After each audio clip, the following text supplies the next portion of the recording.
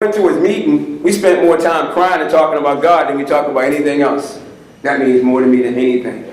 We spent more time crying and talking about God than anything else and connected. And he believed and he understood without being a martial artist, talking about the warrior's mindset and all these things we can do together. And I'm thinking it ain't going to pan out. And then one day we had a warrior's mindset at our school. Y'all remember this guy just walked in from nowhere? I'm like, what is he doing just showing up? This guy goes all over the world, negotiating, talking with the president, you know, making opportunities for our community. And when you talk about books, because I got one of his books as a part of my reading, he got so many books out. I mean, he's like, to even have him here today to make time for us is really, really important. He's really the authority of talking about collaboration.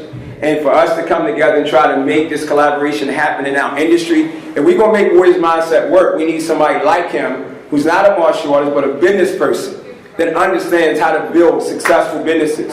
Now let's go back. Remember I told you about community engagement and what was the community center that we said we were working with? Who remembers? In Baltimore, what's the name of it? UA House, right? Under Armour, right? So guess who got a program at Under Armour with Ray Lewis? Mr. Wallice. I'm like, oh my God. Yeah, they got the STEM, and I'm like, oh man, God making all this happen. So for him to come, well, we have now our keynote speaker, you know, coming because he's trying to really help this grow and connect. We have Mr. Robert Wallice from Buffett Technologies. Let's give him a hand. How you guys doing? So I'm just getting back from Tanzania and Kenya, and you probably know the people that occupy that part of Africa, the Masai people. I was blessed. They gave me a gift. People are known for a lot of things, but one of them that you may not be aware of that they're known for is they're warriors. They're herdsmen. They herd, but they're also warriors. And I saw something, and I've gone there a couple of times. We built an orphanage in Tanzania. We built hospitals and clinics and schools. But we built this orphanage in Tanzania, which is right in between Mount Meru and Mount Kilimanjaro, right? The two highest peaks in the continent of Africa, right? And so it's a very exciting time, but we spend time with the Masai tribe while we're there.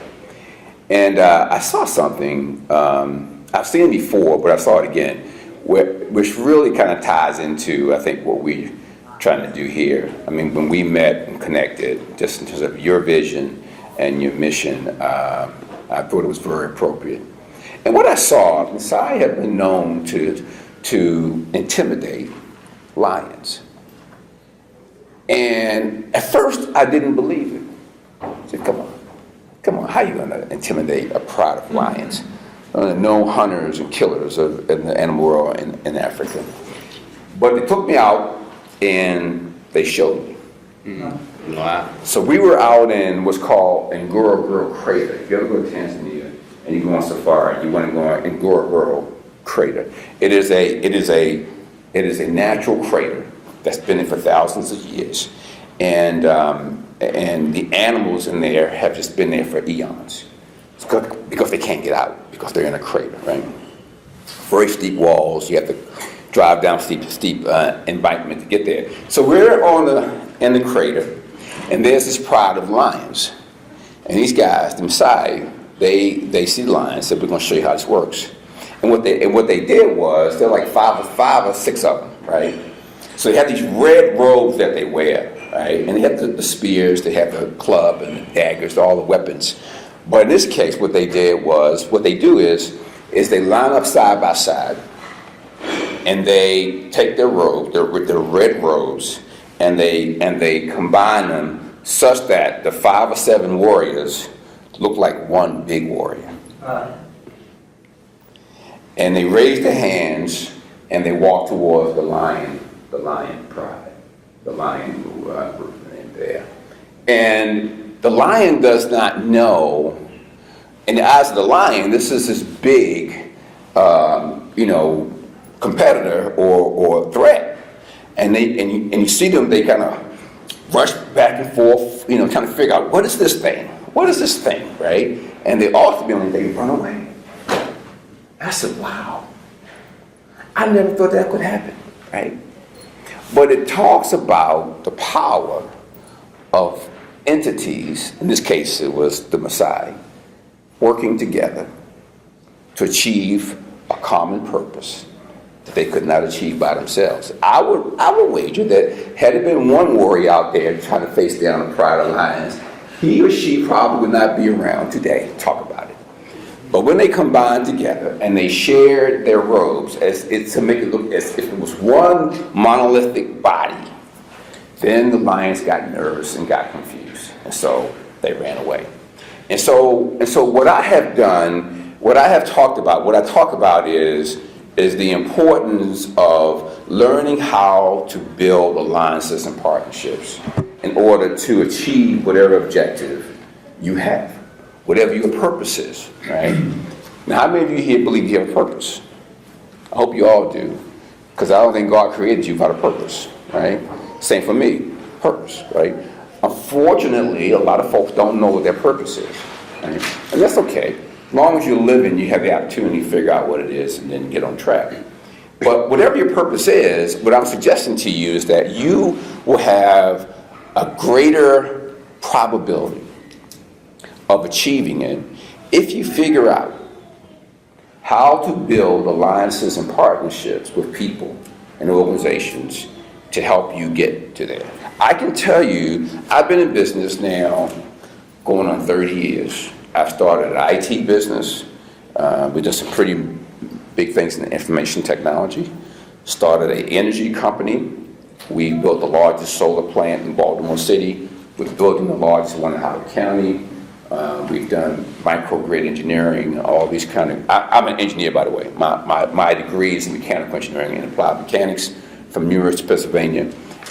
So I'm an engineer. I'm a boring gearhead, right? Technology is what I do. And then along the way, I've written all these books. I've written soon to be 8 books. I've written books on alliances and partnerships, on entrepreneurship, on leadership, all these things, right? So I've done all these things, but I would tell you that I have been unable to do, I could not have done any of this without having partners, without having people who were smarter than me, who had more money than I had, who had better access to decision makers than I had, who had more power than I had. That is as honest as I can be. You know, yeah, I get all the accolades and all that, but I tell you something. So they voted me into the Business Hall of Fame, which I still don't think I deserve, but they did. So, you know, but we went there, and I insisted that my wife come up with me. Right? Been married now almost 40 years. 5 kids, 7 grandkids. As a matter of fact, I took my 2 grandkids with me to my trip on this trip to Africa.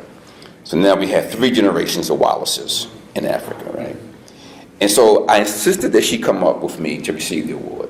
And they were, whoa, we just want you. No, if she doesn't come, I ain't coming. Wow. I ain't going up. So they agreed. She came up and she stood beside me. And I told them, I said, you know, I've been blessed. I get all the, you know, my name is what shows up in lights.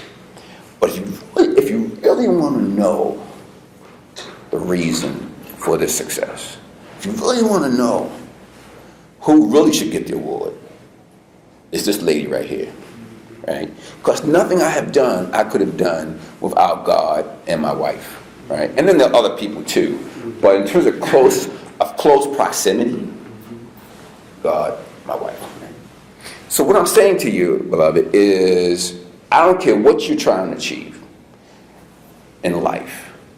The key is, how do you do that through alliances and partnerships? And so I've written a book about it, and I have a 12-step model that I've taught. I've taught it in Africa.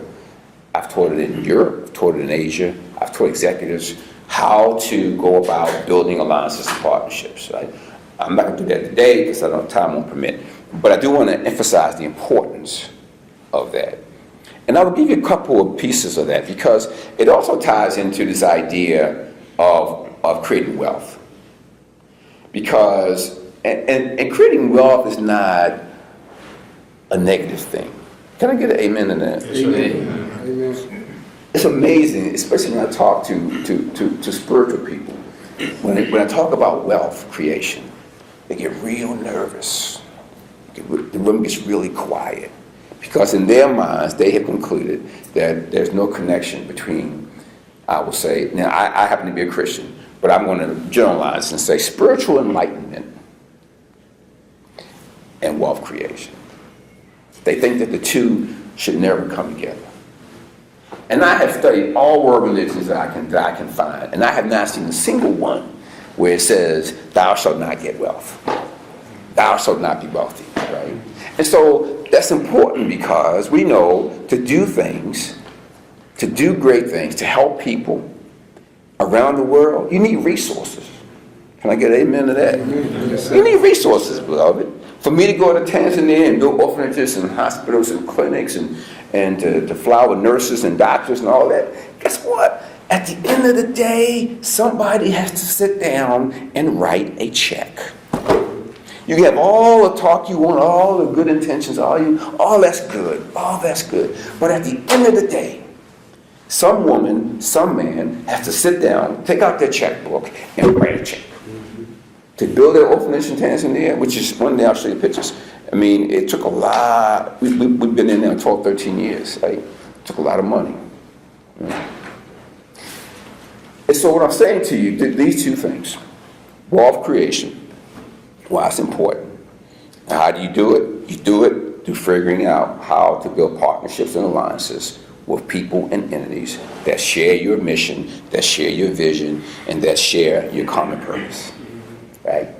Folks, I'm telling you, if you figure out if you master those two things, talk about the warrior mindset, if you master those two things, there's nothing on this planet you will not be able to do. I am a witness. Everything I've ever done, I've told my hands, everything I've ever done, they told me I couldn't do. You know, we're both from Baltimore. I'm from the projects in Cherry Hill, South Baltimore. My mother was a recovering alcoholic, 8 boys, 2 or 3 kids to a bed, rats, roaches, y'all know the story, right? Everything I've ever done, they've always told me I couldn't do. When they told me I couldn't be an engineer, they said, you're not smart enough. They told me I couldn't get into an Ivy League university. You're not good enough. Told me I couldn't start a business. You've never done that before. Nobody in your family has been an entrepreneur. Told me I couldn't write a book. I couldn't be an author. Well, that doesn't fit your background. You're an engineer. Everything they told me I couldn't do, I've done by God's grace. You can go down the list. I was just with an event in Baltimore yesterday, Wednesday, with Warren Buffett. You know who he is, right? Yes, sir. Okay. Michael Bloomberg, you know who he is, right? And Blankfein, the Blankfein's president of Goldman Sachs Bank of Wall Street. 3 of the richest men in the world. And we sitting there talking about what I'm talking to you about. Now, I'm the little baby in the room, because these guys, I'm nowhere near where these guys are, right? But just being able to break bread with them and to talk to them, right, about why this is so important. And so you look at the wealth in our society around the world, it is business women and businessmen who are entrepreneurs. And so you and I have the same potential to be a Warren Buffett or Michael Bloomberg, right? Because there's something in you that God gave you. There's an idea, there's a solution to a problem, there is a different mindset that you've been given. That is your seed and my seed to do great things, to build wealth. But the purpose of the wealth is to do good, is the key to accelerate wealth creation. I mean, what you guys are doing, and with this warrior mindset and martial arts and the convergence of those things around enhancing communities and building a base that people can be the best they can be, that has value. That has value. And that can be monetized. So when we met the first time, that's what I saw. I said, yeah, I see this. I see it. Although I'm an engineer, I've done little boxing. My father was a boxer. My dad was a sparring partner for Joe Lewis. You guys are too young about Joe Lewis, but called the Brown Bomber. But Daddy was a sparring partner. So I come from a family of boxers, and so I understand that dynamic, right? But with that dynamic is the opportunity to strengthen communities and to enhance human value and to make the world